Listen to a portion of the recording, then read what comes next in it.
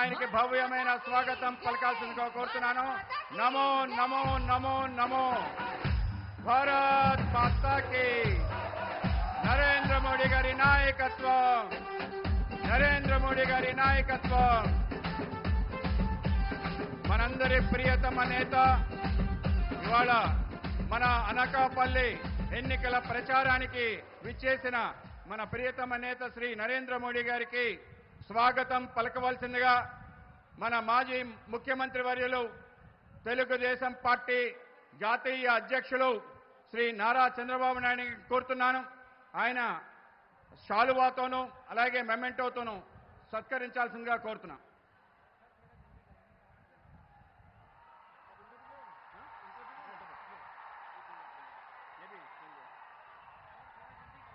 భారత్ మాతా key జై, భారత్ మాతా key జై. ఇప్పుడు జనసేన తరఫున శ్రీ కొనదెల నాగబాబు గారు, ఆ రాష్ట్ర ప్రధాన కార్యదర్శి, శ్రీ ప్రధానమంత్రి నరేంద్ర మోడీ గారికి స్వాగతం పలుకుతారు.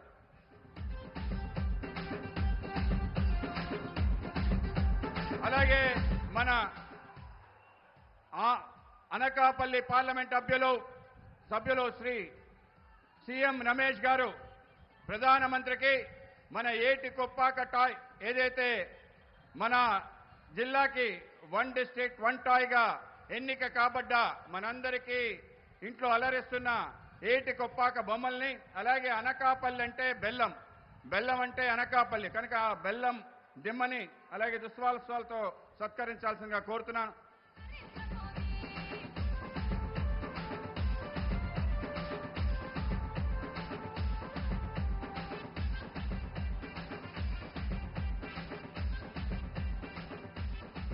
ఇప్పుడు కాబోయే ముఖ్యమంత్రి చంద్రబాబు గారు ఒక్క నిమిషం మాట్లాడతారు. సమయం లేట్ అయింది. మళ్ళీ ప్రధానమంత్రి గారు హెలికాప్టర్లో వెళ్ళాలి, చీకటి పడుతుంది. అందువల్ల మనమందరం ఎదురు చూసి మన ప్రియత ప్రధాని నరేంద్ర మోడీ గారిని మాట్లాడవలసిందిగా కోరుతున్నాను.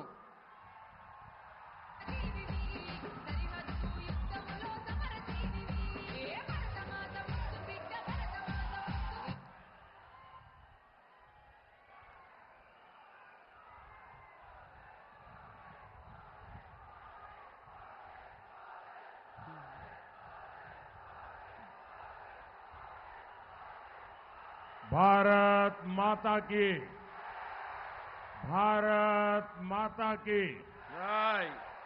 भारत माता की. నా ఆంధ్ర కుటుంబ సభ్యులందరికీ నమస్కారం. मैं नुकालम्मा देवी को प्रणाम करता हूं. कल अल्लूरी सीताराम राजू जी की पुण्यतिथि है. 2 वर्ष पहले भीमावरम में मुझे उनकी प्रतिमा के अनावरण का सौभाग्य मिला था. मैं आज अनकापल्ली की धरती से उन्हें अपनी श्रद्धांजलि देता हूं. నేను ముందుగా నూకాలమ్మ తల్లికి ప్రణామాలు తెలియజేస్తున్నాను. రేపు అల్లూరి సీతారామరాజు గారి పుణ్యతిథి వర్ధంతి. నేను 2 సంవత్సరాల క్రితం భీమవరంలో ఆయన విగ్రహాన్ని ఆవిష్కరించే సౌభాగ్యం కలిగింది. ఈరోజు నేను అనకాపల్లి భూమి నుండి ఆయనకి శ్రద్ధాంజలి ఘటిస్తున్నాను. साथियों, मैं सबसे पहले आपकी क्षमा मांगता हूं क्योंकि मुझे 6:15 बजे टेक ऑफ करना है, तो चंद्रबाबू जी मेरे जाने के बाद बोलेंगे और हम सब उनको सुने बिना जाएंगे नहीं. అందరూ కూడా ముందుగా నన్ను క్షమించాలి. నేను 5:45కి ఇక్కడి నుంచి వెళ్ళిపోవాలి. నేను వెళ్ళిపోయిన తర్వాత మీ అందరూ కూడా ఇక్కడే ఉండాలి. మన ప్రియతమ నేత చంద్రబాబు నాయుడు గారి యొక్క మాటలు మీరందరూ వినాలని మీ అందరికీ విజ్ఞప్తి చేస్తున్నాను. साथियों, अनकापल्ली में बेल्लम और तेलुगु दोनों की अद्भुत मिठास है. 4 जून को ये मिठास और बढ़ने वाली है. आंध्र प्रदेश में एनडीए की सरकार बनेगी और दिल्ली में भी एनडीए का परचम लहराएगा. डबल इंजन सरकार यहां के विकास को नई ऊंचाई पर ले जाएगी. మిత్రులారా, అనకాపల్లిలో బెల్లం మరియు తెలుగు భాష రెండు అద్భుతమైనవి, మధురమైనవి. జూన్ 4వ తారీఖున ఈ తీయదనం మరింతగా పెరగబోతుందని మీకు తెలియజేస్తున్నా. ఆంధ్రప్రదేశ్లో ఎన్డీఏ ప్రభుత్వం వస్తుంది. అలాగే ఢిల్లీలో కూడా ఎన్డీఏ ప్రభుత్వం జెండా రెపరెపలాడబోతుంది. ఈ యొక్క డబుల్ ఇంజిన్ ప్రభుత్వం అభివృద్ధి కొత్త ఎత్తులకు తీసుకెళ్తుంది. साथियों, ये पहला चुनाव है जो विकसित आंध्र प्रदेश, विकसित भारत के विश्वास पर लड़ा जा रहा है. आज भारत दुनिया की 5th लार्जेस्ट इकोनॉमी है. आज भारत चंद्रमा के दक्षिण ध्रुव पर पहुंचने वाला पहला देश बना है. आज पूरी दुनिया में भारत का सम्मान बढ़ा है. ये गौरव हर भारतवासी का सीना गर्व से चौड़ा कर रहा है. हमारे आंध्र प्रदेश से तो बड़ी संख्या में प्रवासी भारतीय बाहर रहते हैं. अब वहां उनकी भी पहचान एक प्रकार से सम्मान से भरी हुई हो रही है. అభివృద్ధి చెందిన ఆంధ్రప్రదేశ్, అభివృద్ధి చెందిన భారత్ అనే విశ్వాసం పైన పోటీ జరుగుతున్న మొట్టమొదటి ఎన్నిక ఇది. ఈరోజు భారత్ ప్రపంచంలోనే 5వ అతిపెద్ద ఆర్థిక శక్తిగా ఆవిర్భవించింది. ఈరోజు చంద్రమండలం దక్షిణ ధ్రువంపై మొట్టమొదటిసారి చేరిన దేశంగా భారతదేశం అవతరించింది. ఈరోజు మొత్తం ప్రపంచంలోనే భారతదేశం యొక్క గౌరవం పెరుగుతుంది. ఈ గౌరవం ప్రతి భారతీయుడు ఛాతీ గర్వంతో ఉప్పొంగేలా చేస్తుంది. మన ఆంధ్రప్రదేశ్ నుండి అనేక మంది ప్రవాస భారతీయులు అధిక సంఖ్యలో బయట నివసిస్తున్నారు. ఇప్పుడు అక్కడ వాళ్ళకి గుర్తింపు, గౌరవం దక్కుతుంది. साथियों, पहले नेता वोट मांगने जाते थे तो जनता काम का हिसाब पूछती थी, लेकिन अब मोदी हिसाब देता है और जनता मुहर लगाती है. यहां अनकापल्ली से आनंदपुरम तक 6 लेन का हाईवे बना है. रायपुर विशाखापट्टनम एक्सप्रेसवे का निर्माण हो रहा है. 2014 तक आंध्र प्रदेश में 4000 किलोमीटर नेशनल हाईवे थे. आज करीब करीब 9000 किलोमीटर हाईवेज आंध्र प्रदेश में है.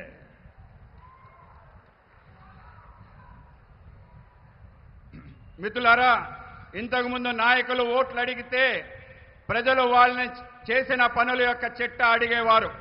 కానీ ఇప్పుడు మోడీ తన పనుల చిట్టాని ప్రజలకు ఇస్తున్నారు. ప్రజలందరూ కూడా దాన్ని ఆమోదిస్తున్నారు. ఇక్కడ అనకాపల్లి నుండి అనంతపురం వరకు 6 రోడ్ల జాతీయ రహదారి నిర్మించాం. రాయ్పూర్ నుండి విశాఖపట్నం వరకు ఎక్స్ప్రెస్ హైవేని నిర్మాణంలో ఉంది. అలాగే కలకత్తా నుంచి చెన్నై ఎక్స్ప్రెస్ హైవే ఈ యొక్క ప్రాంతం నుంచి వెళ్తుంది. 2014 వరకు ఆంధ్రప్రదేశ్లో కేవలం 4000 కిలోమీటర్ల జాతీయ రహదారి ఉండేది. ఇవాళ 8000 కిలోమీటర్ల జాతీయ రహదారి ఆంధ్రప్రదేశ్లో ఉంది. ఆ విధంగా మారిందని మీకు తెలియజేస్తున్నాను. साथियों, केंद्र की एनडीए सरकार आंध्र प्रदेश के युवाओं के लिए काम कर रही है. यहां triple ITDM Kurnool, IIT Tirupati, IISER Tirupati जैसे संस्थान बन गए हैं. विशाखापट्टनम में आईआईएम की स्थापना हुई है. यहां युवाओं के लिए पेट्रोलियम यूनिवर्सिटी खोली गई है.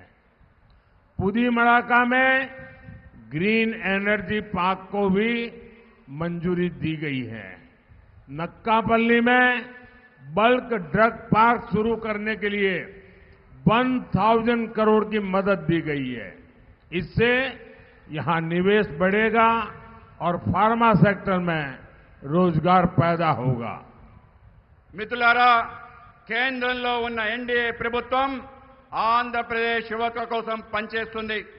ఇక్కడ triple IT Kurnool, IIT, IASR Tirupati అటువంటి సంస్థలు స్థాపించడం జరిగింది. విశాఖపట్నంలో ఐఏఎం స్థాపించబడింది. ఇక్కడ యువకుల కోసం పెట్రోలియం విశ్వవిద్యాలయం ప్రారంభించబడింది. పూడిమడకలో గ్రీన్ ఎనర్జీ పార్క్ ఆమోదించబడింది. నెక్కపల్లిలో బల్క్ డ్రగ్ పార్క్ ప్రారంభించేందుకు 1000 కోట్ల సాయం అందించడమైంది. దీనివల్ల ఇక్కడ పెట్టుబడులు పెరుగుతాయి మరియు ఫార్మా రంగానికి ఉపాధి లభిస్తుంది. साथियों, अगर केंद्र सरकार आंध्र प्रदेश में इतना काम कर सकती है तो वाईएसआर कांग्रेस, उनकी सरकार क्यों नहीं कर सकती? बीजेपी का मंत्र है development, development, development. YSR Congress का मंत्र है करप्शन, करप्शन, करप्शन. ये विकास के हर कार्य में ब्रेक लगा रहे हैं. हमने विशाखापट्टनम को अलग रेलवे जोन बनाने की मंजूरी दी, लेकिन राज्य सरकार रेलवे मुख्यालय के लिए जमीन नहीं दे रही है. మిత్రులారా, ఆంధ్రప్రదేశ్లో కేంద్ర ప్రభుత్వం అనేక పనులు చేస్తుంది. కానీ వైఎస్ఆర్ కాంగ్రెస్ ప్రభుత్వం ఎందుకు చేయలేకపోతుంది? బీజేపీ మంత్రం అభివృద్ధి, అభివృద్ధి, అభివృద్ధి. వైఎస్ఆర్ కాంగ్రెస్ మంత్రం అవినీతి, అవినీతి, అవినీతి. ఇక్కడ వీళ్ళు అభివృద్ధి పనులకి అనేక రకాల ఆటంకాలు కల్పిస్తున్నారు. మేము విశాఖపట్నం కోసం ప్రత్యేక రైల్వే జోన్ ఆమోదించడం జరిగింది. కానీ రాష్ట్ర ప్రభుత్వం రైల్వే ముఖ్య కార్యాలయం కోసం భూమి ఇవ్వటం లేదు. साथियों, हमने आंध्र प्रदेश के गरीबों के लिए 24 लाख पीएम आवास स्वीकृत किए हैं, लेकिन वाईएसआर कांग्रेस, ये सरकार इसके आधे घर भी गरीबों के लिए नहीं बना पाई. मोदी गरीब की पीड़ा दूर कर रहा है, इन्हें उसमें भी पीड़ा है. इनका एक ही एजेंडा है, जहां करप्शन नहीं वहां काम नहीं. ఆంధ్రప్రదేశ్లో పేదల కొరకు 21 లక్షలు ప్రధానమంత్రి ఆవాస గృహాలు మంజూరు చేశాం. కానీ వైఎస్ఆర్ కాంగ్రెస్ ప్రభుత్వం దాంట్లో సగం కూడా పేదలకి ఇల్లు ఇవ్వలేదని మీకు తెలియజేస్తున్నాను. మోడీ పేదల బాధలు తీరుస్తున్నాడు, కానీ వాళ్లకు బాధలు తొలగిస్తున్న బాధ కలుగుతుంది. వాళ్ళది ఒకటే ఎజెండా. ఇక్కడ అవినీతి ఎక్కడ ఉంటుందో అక్కడ పని ఉండదు. साथियों, उत्तर आंध्रा सुजला सरवंती इरिगेशन प्रोजेक्ट यहां की राज्य के वर्क कल्चर का बहुत बड़ा उदाहरण है. ये प्रोजेक्ट जगन रेड्डी के पिता वाईएसआर ने शुरू किया था. अपने पिता की पॉलिटिकल विरासत तो इन्होंने ले ली, लेकिन उनके शुरू किए हर प्रोजेक्ट भी ये पूरे नहीं कर पाए. इसी तरह पोलावरम प्रोजेक्ट को भी इन्होंने ठप कर रखा है. हमारी केंद्र सरकार ने पोलावरम प्रोजेक्ट के लिए 15,000 करोड़ रुपए जारी किए हैं, लेकिन वाईएसआर कांग्रेस को किसानों की कोई चिंता नहीं है. మిత్రులారా, ఉత్తరాంధ్ర సుజల స్రవంతి జలవనరుల ప్రాజెక్ట్ ఇక్కడ ప్రభుత్వ పనితీరుకి ఒక అతిపెద్ద ఉదాహరణ. ఈ ప్రాజెక్ట్ జగన్ రెడ్డి తండ్రి వైఎస్ రాజశేఖర రెడ్డి గారు ప్రారంభించారు. ఆయన వారి తండ్రి రాజకీయ వారసత్వాన్ని తీసుకున్నారు, కానీ ఆయన ప్రారంభించిన ప్రాజెక్టులు కూడా పూర్తి చేయలేకపోయారు. అదేవిధంగా పోలవరం ప్రాజెక్ట్ కూడా అడ్డుకుంటున్నారు. మా కేంద్ర ప్రభుత్వం పోలవరం ప్రాజెక్ట్ కోసం 15,000 కోట్ల రూపాయలు మంజూరు చేయడం జరిగింది. కానీ వైఎస్ఆర్ ప్రభుత్వానికి రైతుల గురించి పట్టింపే లేదు. साथियों, अनकापल्ली और आंध्र प्रदेश गन्ना किसानों का इतना बड़ा केंद्र रहा है, लेकिन प्रदेश सरकार की नीतियों के कारण किसान परेशान है. किसान गन्ना उगाना छोड़ रहे हैं.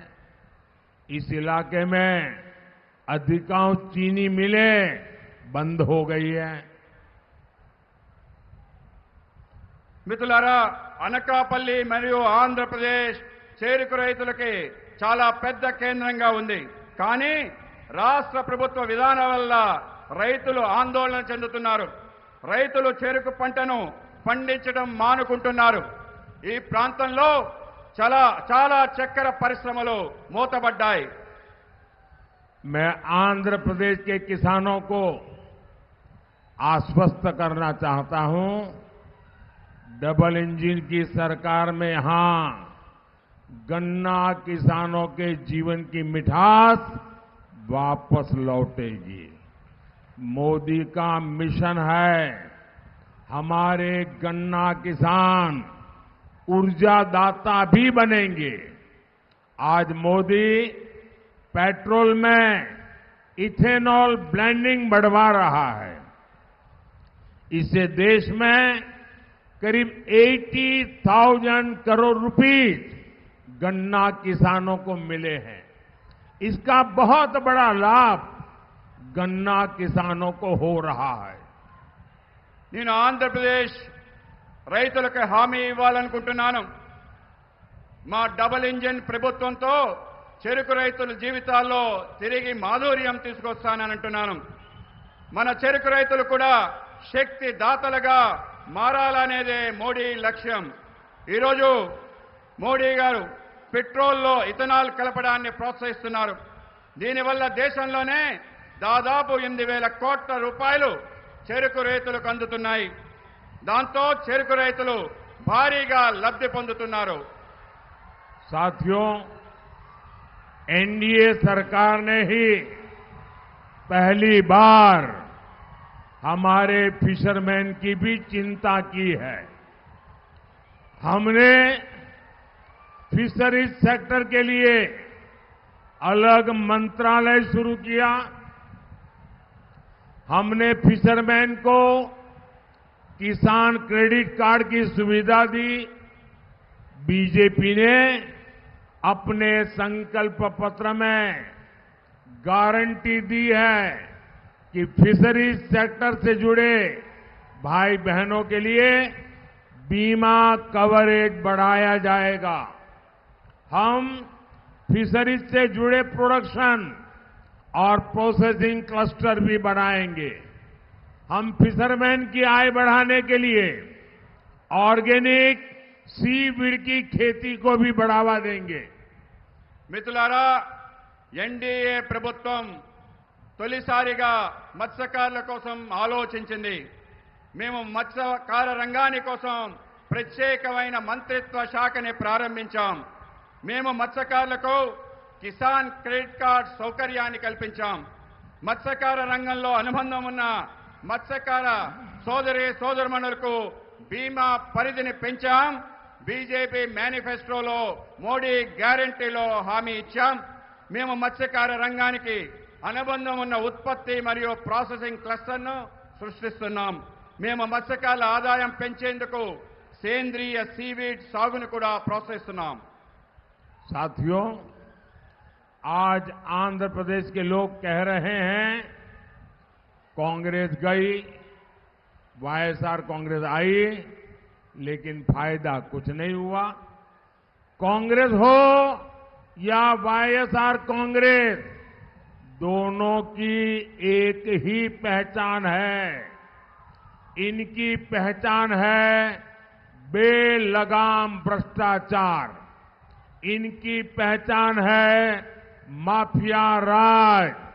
बगल में ही कर्नाटका में कांग्रेस को कुर्सी मिली है, वहां टैंकर माफिया, लैंड माफिया सरकार चला रहे हैं।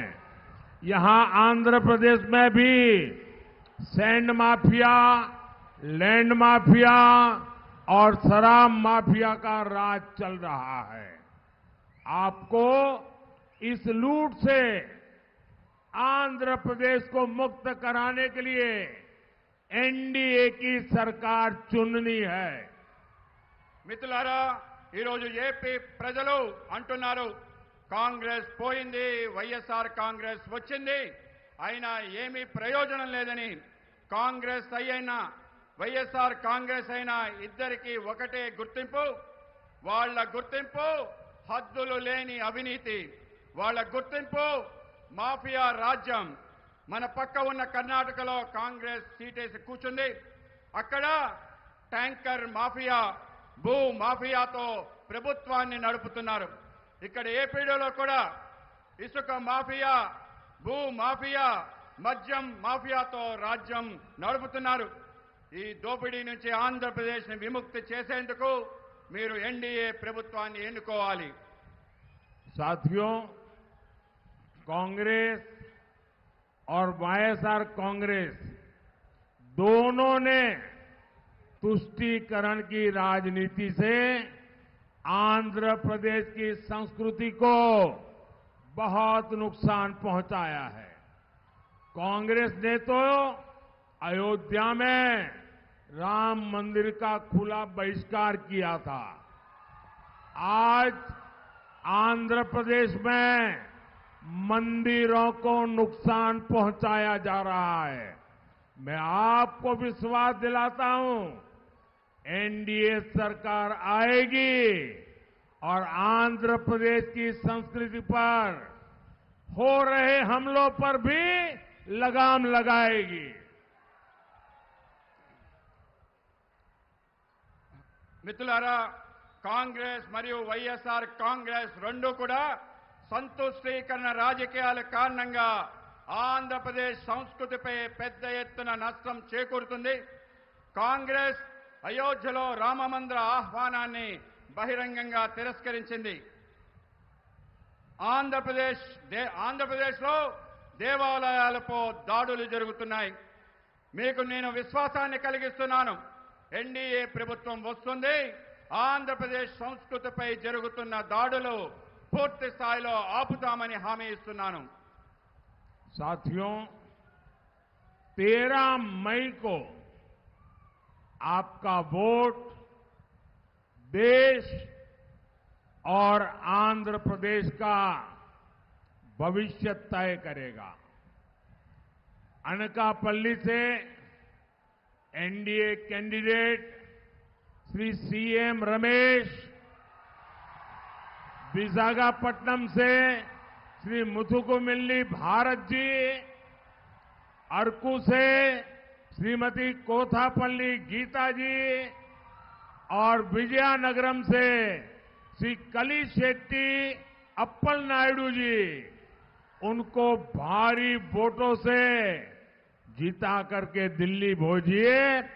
इनका जीतना मोदी को मजबूत करेगा और आप जब इनको वोट देंगे वो वोट सीधा सीधा मोदी के खाते में जाएगा। साथ ही मेरा अनुरोध है, विधानसभा चुनाव के लिए भी हमारे जो एनडीए के साथी हैं, जो विधायक के नाते चुनाव लड़ रहे हैं, उनको भी भारी मतों से विजयी बनाइए। మిత్రులారా, మే 13న మీ ఓటు దేశం మరియు ఆంధ్రప్రదేశ్ భవిష్యత్తు నిర్ణయిస్తుంది. అనకాపల్లిలో ఎన్డీఏ అభ్యర్థిగా శ్రీ సీఎం రమేష్ గారు పోటీ చేస్తున్నారు. విశాఖపట్నం ఎన్డీఏ అభ్యర్థిగా శ్రీ భరత్ గారు పోటీ చేస్తున్నారు. అరకు పార్లమెంట్ అభ్యర్థిగా శ్రీమతి కొత్తపల్లి గీత గారు పోటీ చేస్తున్నారు. విజయనగరం అభ్యర్థిగా శ్రీ కలిశెట్టి అప్పలనాయుడు గారు పోటీ చేస్తున్నారు. మీ ఓట్లు భారీ మెజార్టీతో పార్టీని గెలిపిస్తే తిన్నగా ఢిల్లీలో మోడీ గారిని బలపరుస్తుందని తెలియజేస్తున్నాను. మీ అందరి ఓటు నేరుగా నాకు చేరుతుంది. దీంతో పాటు ఈ యొక్క నా అభ్యర్థన ఈరోజు శాసనసభ ఎన్నికల్లో పోటీ చేస్తున్న ఎన్డీఏ అభ్యర్థులందరినీ కూడా మీరు భారీ మెజార్టీతో గెలిపించాలని మేము అందరినీ కోరుతున్నాను. अच्छा, आप लोग मेरा एक काम करेंगे, आप लोग मेरा एक काम करेंगे। మీరందరూ కూడా నాకు ఒక పని చేస్తారా? మీరందరూ నాకు ఒక పని చేస్తారా? अगर मेरा एक काम करने वाले हैं तो दो हाथ ऊपर करके बताइए, करेंगे? అందరూ కూడా చేతులెత్తి చెప్పండి, చేస్తాను చేస్తానని చెప్పండి. आप सभी यहां से जब जाएंगे तो ज्यादा से ज्यादा घरों में लोगों को जाकर के मिलिए और मिलकर के कहिए कि अपने मोदी जी आए थे और मोदी ने उनको नमस्कार कहा है। हर घर में जाके मेरा नमस्कार पहुंचाइए। जब मेरा नमस्कार उनको मिलेगा तो वो मुझे आशीर्वाद देंगे और हर परिवार का आशीर्वाद मुझे नई ऊर्जा देता है और उस ऊर्जा से मैं आपकी सेवा में खप जाता हूं। इसलिए घर घर जाकर मेरा सबको नमस्कार पहुंचाइए। మీరు ఇక్కడి నుంచి వెళ్ళిన తర్వాత ప్రతి ఇంటింటికి వెళ్ళండి. ఇవాళ మోడీ గారు చెప్పారు, మోడీ గారు మీ అందరికీ నమస్కారం చెప్పమన్నారు. మీరందరూ కూడా అక్కడికి వెళ్ళి నా నమస్కారాలు చెప్పండి. వాళ్ళు నా నమస్కారం వాళ్ళకి ఇస్తే వాళ్ళు నాకు ఆశీర్వాదం ఇస్తారు. వాళ్ళ ఆశీర్వాదం వల్ల నాకు మరింత శక్తి వస్తుంది. వాళ్ళ శక్తి కారణంగా మరింతగా మీకు సేవ చేసే అవకాశం నాకు దక్కుతుంది. ఆ విధంగా నేను సేవ చేసే అవకాశాన్ని కల్పించండి. मेरी बहुत इच्छा थी कि मैं चंद्रबाबू को सुनूं, लेकिन मुझे कल मेरा वोटिंग है गुजरात में और मुझे आज रात को गांधीनगर पहुंचना है और इसलिए मुझे निकलना पड़ेगा। मैं सभी एमएलए कैंडिडेट उनको रिक्वेस्ट करता हूं आगे आने के लिए। सभी एमएलए कैंडिडेट, सभी एमपी कैंडिडेट और बाबू और हमारे, आप सब मेरे साथ बोले भारत माता की, भारत माता की జై. बहुत बहुत धन्यवाद। बहुत बहुत धन्यवाद. भारत माता की जय, भारत